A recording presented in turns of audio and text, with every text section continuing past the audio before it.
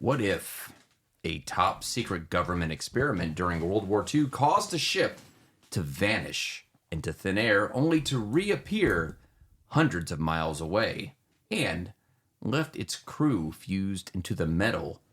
Or worse, what if it was a case of advanced military technology gone horribly wrong, or simply an elaborate conspiracy? Today, we dive deep into the chilling story of the Philadelphia experiment and separate fact from fiction. Buckle up. Today on Zoomundus, we're going to warp reality.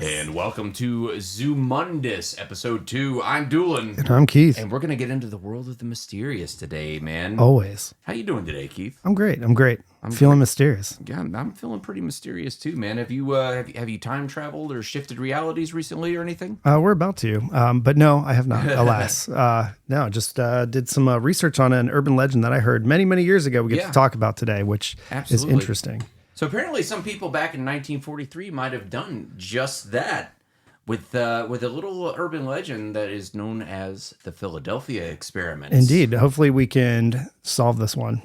Is it a mystery? Is it a story? Is it a mystery? Is it an urban legend? Like, I don't know, man. Let's jump into it. Is it an amazing 80s action movie?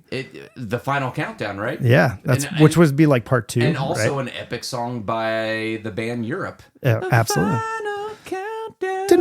Which I think is from that movie, right?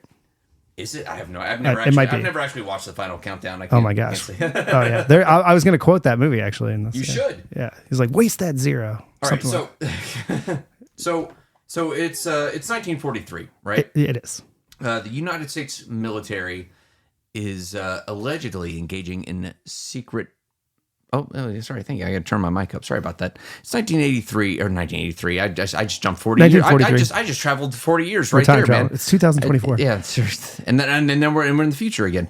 No, but it's 1943, and the U.S. military allegedly is engaging in a series of secret projects to gain an edge during wartime to make ships either invisible to radar or maybe just invisible. I don't know. There's a couple different versions. Traditional Star Trek sense of the word. So a destroyer by the name of the USS Eldridge underwent allegedly a series of experiments to surround the ship in an electromagnetic field that would either make it impossible to detect by radar or just impossible to detect by the human eye. So the story goes that the USS Eldridge was covered in electrified copper wire, and they flipped the switch after they did that, and then, as they like to say, the shit hit the fan, sort of.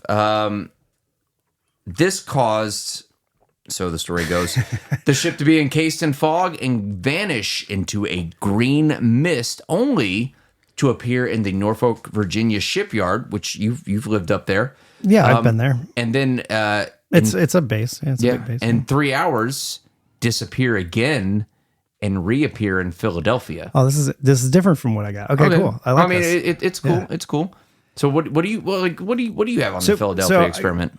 Going back to when I was pretty young, and we conspiracy theories when you're sitting around on watch and everybody's talking about this. When I was in the Navy, this story came up and people told you about it. And of course, it's not like you're sitting around a campfire, but those conversations get pretty interesting. It's late at night, you're a little tired maybe. So like stuff becomes a little, not believable, but it's like a ghost story almost, Yeah, so I've actually known about this for a really long time, and this is really fun to talk about. I'm excited also, about our friend Keith here served in the Navy. Yeah, back in the day. So I'm sure so there were some stories tossed around, while you were serving. Ghost stories from Vietnam and stuff like this, and it's just pretty interesting. But anyway, so what I was told, right, and this is separate from what I've read, was that they bombarded, basically radiated a ship with radiation, although that's separate from everything you read.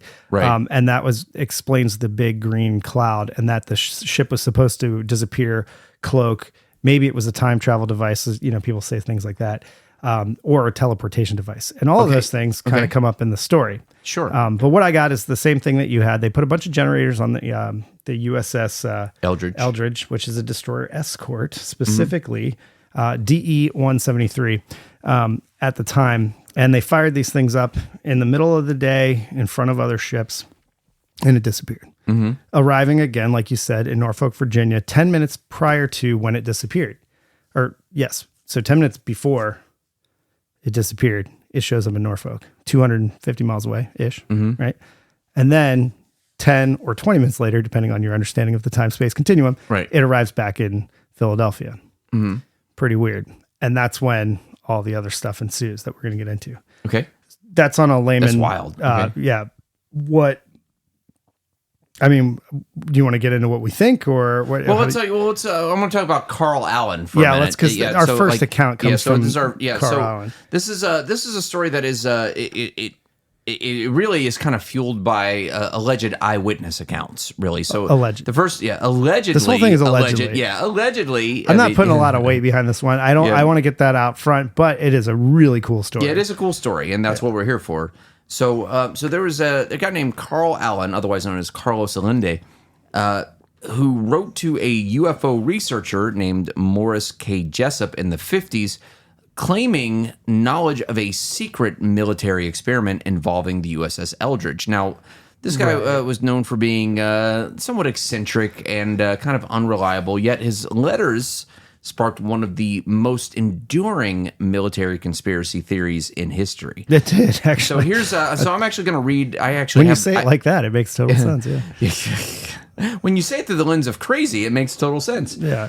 So this is actually, this is the letter that he wrote to Morris K. Jessup, and I have you have the letter? I have the letter. It's very, it's an excerpt from the letter, but it says this.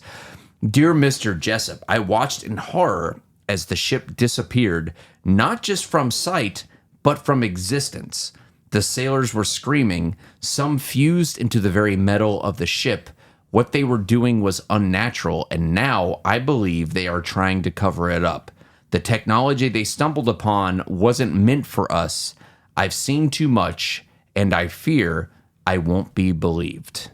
Well, so that was the note that Carl Allen sent to UFO researcher Morris Jessup, and also this is also pre-Roswell by like 2 years. It is. I mean, even though the letter came after Roswell, but this event happened before Roswell. The Area 51 landing. I think that's an important note here because when the story came out of the Philadelphia experiment was in 1955. That's during we're starting to get televised. That was the Roswell UFO boom. You know what I stuff. mean? That had been a thing, and just science fiction in general was so big and popular. Everything was like the Marsmen at that point. You know what I mean? Everything was like, because in the 1950s we had like a huge. Like a huge interest in like alien life and everything like that. And a lot of people say that a re-interest almost. Well, a lot of people say like that was fueled by the Area 51 Roswell, New Mexico crash or whatever. But like if you go and you look at like all the top movies of that time, even like the cult classics and stuff, it's always like The Day the Earth Stood Still, and classic, Invasion of the Body Snatchers, classic. Those types of alien invasion movies. So this was really. So this allegedly happened in 1943, but this really kind of gained steam in the 1950s during all of this. When rockets were landing, on their rocket pod. That could never happen in a million years. Exactly. Okay, wait, it's happening now. But Morris Jessup, who was a well-known UFO researcher at the time, kind of became the reluctant center of attention for speaking out about these letters. Now, he published the case for the UFO, which examined unidentified flying objects and speculative science. And Jessup actually really took Allen's claims seriously, leading to a lot of public curiosity about the Philadelphia experiment itself. Sort of. So, Carl Allen supposedly sent him 50 letters over the time. Okay. And he sent Jessup a letter that was intriguing. And in the thing I saw video, it says like, hey, can you tell me the exact science of this if you're such a good witness and stuff like that? And then he got another letter from him. And it was kind of gibberish and rambling. So he kind of just cast it aside. He's like, okay, this isn't real, but the story's cool. So I'm going to put it in my book. Yeah. Kind of thing. So he didn't really think of anything about it. And then he got visited, of course, later on. By aliens? No, by people who were interested in his book. Was it the Men in Black? Maybe. It was the Men in Black. It was not the Men Men. No, was it Will Smith? It was Will Smith. If it was Will Smith and Tommy Lee Jones, that would add an interesting. It would. The time traveling Will Smith and Tommy Lee Jones. That would be great. But they time traveled in part 3. I'm sorry, we're getting off track. We're getting off track. Sorry. But no, supposedly, right? Again, allegedly, some people from the Office of Naval Research came and talked to him. Right. I don't even know why they would come there because it's a book, right? It's a story. Unless it hit a little close to home, that's what some people say. But supposedly there was a book filled with handwritten notes in its margins, written by 3 individuals that were taking notes on this and confirming things that were true or not. Like it's like the they were guy talking to witnesses and stuff. Yeah, it was like the guy who saw it started taking notes, and then his buddy who saw it were like, no, this is what happened, and they were writing in the book. So these are allegedly 2 guys that saw 3 it. guys. Yeah. 2 guys who saw it, and then they all took their accounts, and then they were comparing. Yeah. How did they stack up next to each other? They come to Jessup. Well, Jessup saw the book, right? The guys from the office showed it to him supposedly, and he goes, "Oh, that's that dude Alan's handwriting. He's trying to pretend he's 3 different people." It's like this guy sent me like 50 letters. I know how he writes. He was known for being eccentric. Yeah, you know what I mean? It's like, hey man, like this is all just more shenanigans. So there wasn't a lot of weight behind that, and I'm pretty sure everybody kind of, for some reason, it caught steam. Like everybody knew it was kind of a made up story. But in the 1950s, they were into that shit. Though, you got to think in the 40s and even before, a lot of the things that happened, the Navy, like I say the Navy as a statement, sailing in general has been going on forever, of course, for a long time. Since as long as man's been around, they've made boats. And ships have logs, right? And ships document everything. Like a bird lands on the quarterdeck. Like people have put in these things in official documents that are still out there, in the files of a ship or whatever. But according to the Eldridge's Eldridge's logs, it wasn't even in Philadelphia at the time. It was in New York the whole time, being like refitted or worked on or something like that in the yards. So right there, the ship is probably not even the ship that you would be seeing this experiment with, right? Right. And they document things like this. If there was an experiment that's happening on a ship, pretty sure that would be documented as well. Now, granted, maybe, you're not going to, I don't know, you're not going to destroy an entire crew in the process of a thing for the, right off the coast of the United States for the sake of, there would have to be pretty solid evidence that this was going to work, right? If we're going to cloak a ship, time travel, do any of these things, I think wild things. Yeah. Like, I just feel like it would be a much more, because you got to think like the Manhattan Project's going on. We've seen movies about that. Very precise science going into that, right? I would assume there's very precise science going into something like this as well. And that's not to say that nobody had the idea or anything. Right. But I think it's kind of far-fetched that the government was researching time travel at the time. Well, if you think about it, though, like let's like look at like, all right, so on a theoretical level. Well, if you think like 1943, we're at the height of World War II, and I don't. Can I say his name? The funny little mustache man from Germany. I don't know if you can say his name anymore. Yeah, well, that's bad guys. Just say the bad guy. The bad guy from Germany with the little mustache. That guy.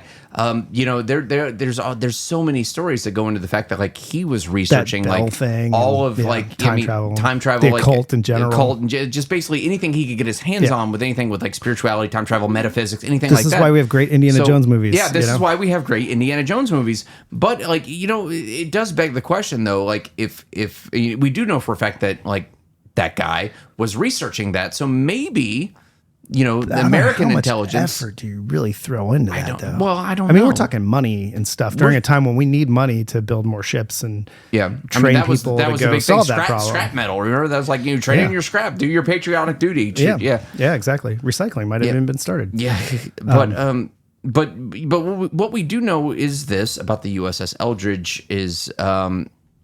for a fact, we know it was commissioned by the U.S. Navy in 1943, tasked with escorting convoys through submarine-infested waters. Now, right, like across the Atlantic. There's a couple good movies on that. So it was like that was part of its mission was to get it across submarine-infested waters. Now, how great would it be if this thing was invisible to radar? So like so it would make sense. Like it would make sense. It's not completely out of the realm of possibility that maybe they tried. Think if you're let's say your escort vessel was in fact invisible. Maybe I'm speculating here. Of course. I'm not a freaking surface warfare master or anything like that. You were in the Navy, Keith. You should know everything. Everybody's about the got Navy. a different job, you know. No, exactly right. Like, yeah, you worked for NASA. Did you go to the moon? No. I clean toilets. Yeah, I clean the toilet. No, so like, if you couldn't see that, you'd almost be baiting ships in or submarines to come Go attack on those baiting. vessels, Sorry. which could be bad, right? Because then they're going there thinking there's no destroyer escort. And that doesn't, just the fact you have a ship there doesn't mean everything's all magically protected. I mean, these people are tacticians and they, I think there's a Tom Hanks movie called like Greyhound or something like that, where they're specifically talking about escorting ships across the Atlantic. It's kind of interesting. Is that why he lost Wilson in the Pacific Ocean? No, that was that's he was a different. FedEx guy at that time. Oh, okay, that's a different thing. I think. Okay, got it. But it's there's a lot of cat and mouse that goes into that. Now making a regular ship that had the supplies invisible would make more sense to me, because then it just goes over, hey, we're here. Here's your stuff. Bye. So I don't know. What I do think it could be is the degaussing thing that people talk about, where it's trying to get rid of magnetic, mines, or kind of repel them, if you were. Okay. And that makes more sense. Makes more sense why they'd have generators, because and they had a lot of marine mines out there at the Right. time for Heavily for that mined game. areas. Also for submarines, for ships, like Everything, yeah, that was a scary big thing. stuff. So if you had a ship that could, or a ship, or even a submarine that could repel mines as you're be going through, safe. like so I mean maybe that's a very That seems plausible more- theory, you know more what I mean? plausible to me. Instead of trying to make it invisible to radar or invisible to the eye. Of course, we're like, not overthinking this. Like, could you push mines into other mines and still cause I don't know. Okay, I'm not going to go too far into it because I just don't know. Sure. But yeah, I think maybe that research was done. I mean, they talk about it, you can read about it online. And there's a bunch of different ways to supposedly do it, to get the magnetic fields of the, not reversed or whatever, but just change them on the hull of the ship. I mean, ships are big and metal by this time in reality. There were concrete ships that were made. There's a big reef of them in Virginia. It's kind of cool. There were wooden ships that still exist even till today, right? But I guess you were stationed in Norfolk for the longest time. oh yeah, I lived in there. Yeah, so you lived in. So I you worked on the base for a Yeah, little so while, this is a little close to home for you. Yeah, I think. I mean, ships are massive and they're made out Sure. of metal. I mean, especially modern ones, right? But so that theory, I mean, that's got a little bit of I know that's the most interesting one to me. Now the cloaking thing I think is the most fun because Star Trek, right? Yeah, of course. You got the right. the Klingon warbirds. Right. I'm sorry, the Romulan warbirds. Yeah, sorry. No, I think it's the Klingon. Well, no, that The was birds of prey, the Klingon birds of prey. the Romulan warbird could disappear, but the Klingon one could not, and that's why in Star Trek VI, the Undiscovered Country was such a big deal because they said no ship that small has a cloaking device, You right? fucking nerd. Or something like that, because it wasn't supposed to be able to do that. But also, when the Millennium Falcon disappeared and attached to the back of Star Destroyer, he said no ship that small has a cloaking device. So it was a thing. In the future, apparently, it's a thing, Or in a galaxy far, far away. or it was in a thing. story, right? Yeah. Which makes for a fun story. Now, with that, and if they rather slammed it with radiation, this magnetic generator thing, or whatever the thing was that caused the green cloud of mystery, maybe they were trying to cloak it, and instead they accidentally teleported it because it shifted reality. Well, I mean, it's that would be the thing if they're experimenting with technology, But there's that they people on don't board. know anything about. Yeah, I don't know. Yeah, but yeah, I don't think they would do it with people. You would do it with like. you think they would just they like they somebody wouldn't would have have teleported like a brick or like a basketball or something that's- normal, an apple, That's true. Well, maybe I mean, so here's maybe a live tree. First. here's the other thing though. Like maybe they tried it with smaller things and it was successful. Maybe okay. There you go. I'm just speculating. Yeah. I I'm mean- just spitball. I'm just throwing it up the flagpole. See who 'Cause, sorts it, everybody's man. You know. But That's a maybe good they're song. just like let's just we've done this a couple of times with a car. We can do this with a ship. Was it a car full of people? Because Probably therein not, lies the yeah. rub. When the ship supposedly returned, we got to talk about what happened. Yeah, to the crew. we're gonna get to that here in just a second, but I want just a little bit for the eyewitness accounts. Okay. And there are apparently some eyewitness accounts that claim that they stood like away from the ship, like out on the shore, and saw the ship vanish in a flash of green light. Yeah. So like I mean, and this is like and once other again, ships were around, not like watching it, but just in the area. but in the area, yeah. Which also Supposedly, seems again. strange to me because it's like, okay, well if you're running this Why would you experiment, do it in front of why would you everybody? do it in front of other ships if this is a top secret experiment? You want to take it somewhere else, you know? So for that raises a question. I mean, the Montauk Monster was supposedly from an island that was right in the middle of New York or whatever. Yeah, Right. Okay, this is not Okay. Yeah. So, but anyways, the Conspiracy theories are silly for a reason, So right? the alleged teleportation reportedly only took a few minutes, but in that brief period of time, something went horribly, horribly wrong. So the story says, the story goes, which is going to be something I say a lot on this show from now on. But yeah, let's talk about according to the story, there was an entire crew full of seamen, and you know, seamen, Sailors. Yeah, we call them seamen. They're sailors. Seaman's a rank. I'll defend those guys. Well, you know, I know because there's also officers and petty officers and chiefs and senior chiefs and master chiefs. There's a bunch of people on board, and they're all sailors. And you love your seamen, and I don't want to. I don't want to get between you and your seamen, sir. So. All right.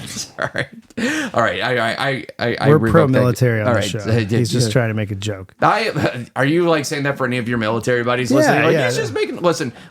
They get the joke. I'm sure. Any of Keith's. Friends. I'm just joking. I'm just joking, guys. Please don't be offended. Sailors are in the Navy. All right. So that being said, let's talk about the alleged effects on the crew, and that is one of the most horrifying and disturbing things. Scary, yeah. Which is, and I hope none of this is true for this sake. I hope it is. I hope it isn't true. It probably isn't, but we'll see. According to Carl Allen's letter and subsequent claims, sailors were found with their bodies fused. You went right for the hull. I went right for it, man. Fused to the hull of the ship, unable to move or speak. So this is the displacement theory of that it actually did teleport, but the people didn't move at the same rate or something like that, right? Right. There's a million things you can make up. Mm-hmm. Yeah, and you're stuck to the ship now, or like one dude was like your molecules fused with the ship, basically. Which I've heard somebody even say on a YouTube video at the molecular level. I don't know how you test that. Right. Mm-hmm. Especially on the fly. If somebody's like, hey, my arm is stuck in the wall, can you please get it off? Just cut it off. That's well, right. So how do they know it's fused at the molecular level? Anyway, it's a bad day if that were the case. Apparently somebody's waist was, and this is the story that was told to me when I was young. Somebody was like waist up was like on the top, like on the floor. Mm-hmm. And then their bottom half was like on another deck, like fused. So they were not a whole person. Oh my gosh. That's creepy as hell, man. Pretty miserable. That's body horror in the worst possible way, and that's exactly what it is too. Yeah. It's something like right out of an Aliens book or something like that.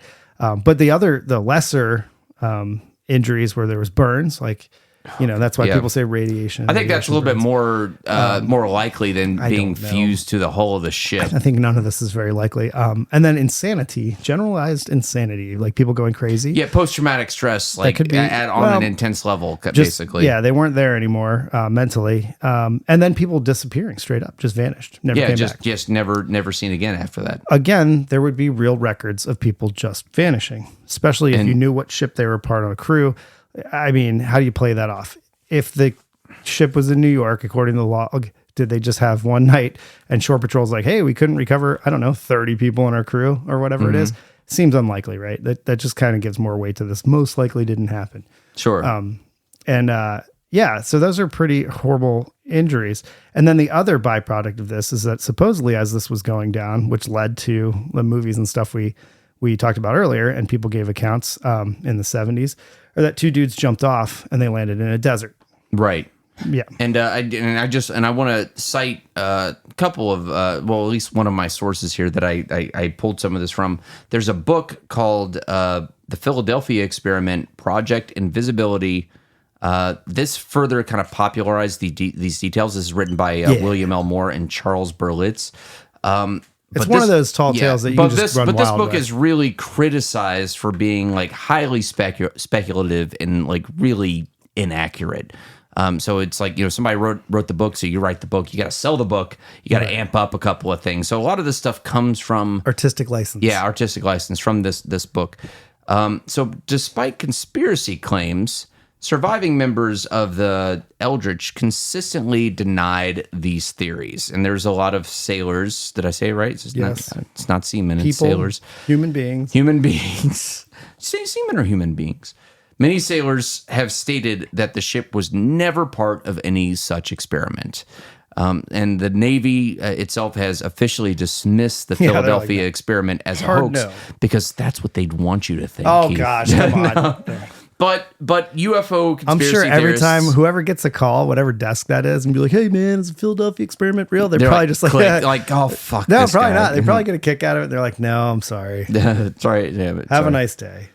So the theory surrounding the event, we of course have electromagnetic warfare, which is one of the most plausible theories. Is that the Navy was experimenting with electromagnetic fields. They were experimenting with electromagnetic fields to see how it threw off radar, essentially. And then on the more crazy end, we have teleportation and time travel, which it speculates that it just basically caused the ship to travel through time or even a different dimension. Now, allegedly, there's two different things on this. Now, that would beg the question, where's the USS Eldridge today? So official records will tell you it was transferred to Greece. Oh yeah, I forgot it was sold. Yeah, it was rechristened as the HS Leon. I forgot about that. Before being used in exercises during the Cold War. As of now, it's been dismantled. It lies in pieces after being sold for scrap metal in the 1990s.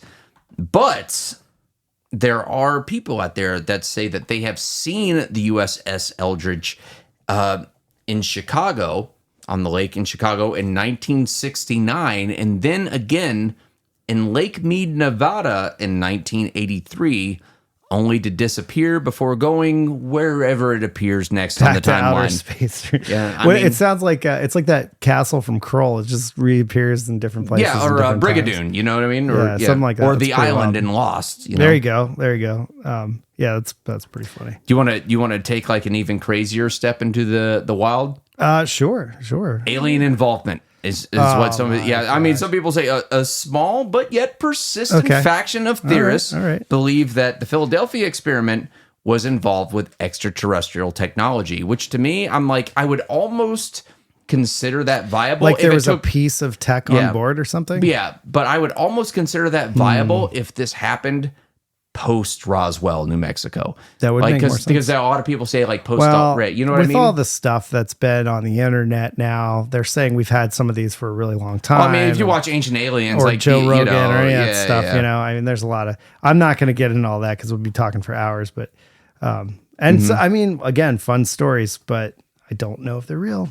Yeah. No. Well, I mean, okay, so let me see if I can put it. I mean, this is a wild story, but if I can put a little bit, just a dash of scientific plausibility into all of this. Okay. Electromagnetism. While electromagnetic fields can disrupt radar signals, there's no evidence that they could cause physical invisibility or teleportation. Essentially, nothing in our science suggests that could happen. So that's just a little nugget of information that maybe kind of works towards debunking this a little bit. And then in terms of real military experiments, that the Navy was conducting experiments involving radar camouflage and degaussing, which means making ships less detectable to magnetic mines. Right. But this has zero relation to the outlandish claims of invisibility or teleportation or anything like that. Yes. So yes, it has no relevance. Yes, yes, you are correct. No, yes, no, yes. Yeah, gotcha. Yeah, that just doesn't even make sense. Yeah. But I think it's once again it's cool. Now we did experiment with some weird camouflage patterns in that time frame. Yeah. Like the zebra camouflage. We talked about this on the last podcast. How do you say it? And well, what it's trying to do, right, was essentially it made a ship look like a bunch of different lines, so you couldn't tell exactly what direction it was heading in, or maybe what type of ship it was, because it just looks so outlandish. And if you Google those, they look pretty wild. Here, I have a picture here just so you see how crazy this looks like. It looks silly, wow, right? that's crazy. Yeah, so he's showing me a picture of the zebra camouflage, black kind of thing, and white stripes that go in a bunch of different directions, and you kind of look at, like, if you look at one, you're like, oh, that could be the front of a boat, that could be back, could be side. You don't know, and I think that was kind of the point. And I don't even know how long they did that for. I just looked up a picture right now because we've all seen it, and everybody's like, what is that? But it does look cool, and it might have been effective for all we know, but. I mean, I'd want to throw up walking around a ship that was painted that way. Oh my gosh, man! Like, you imagine being drunk on one of those things? Like, gosh. Generally, don't drink while they're out there sailing and doing work. So yeah. But yeah, totally. Yeah, that'd be weird. And I've never seen anybody paint their boat like that. just to be funny. Maybe you could be the first. Well, the story just continues to have a growth even to this day with UFO and conspiracy culture, and has really influenced a lot of urban myths. And like you said, we've seen the movie The Final Countdown, yes, which was kind of based on that, which is wild. So it's in that one, they go through a mysterious green cloud. They're on an aircraft carrier, I forget which one, and then they go back in time to World War II, and they could theoretically stop the invasion of Pearl Harbor. There's some cool, there's like a F-14 versus Zero, like kind of fighter thing. But it's a funny story. And then two people stay behind. They come to the future. That's spoiler alert. You know? Well, I'll tell you this, man. This is the Philadelphia experiment. It's a wild story, very interesting one. Spawn movie. But whether it's a case of wartime paranoia, or government secrecy, or simply a hoax taken too far, the Philadelphia experiment continues to warp the lines between truth and myth. And if you have something that you want to add on this, what do you think? Yeah, write us in at zoomundo@outlook.com. Talk to us about it. And if you have some insight or maybe just a follow-up, we'll talk about it on the air. But yeah, that's the Philadelphia experiment for episode 2 of Zoomundus. I'm Doolin. And I'm Keith. And have a Zoomundus week, everybody. We'll see you next week, man. It's such a wild story. It's crazy, dude. Could you imagine like somebody fused to the hull of the ship? That's the worst part. Kill me. Yeah, that's what it sounds like. Dude, that'll freak me out tonight, man. I'm done.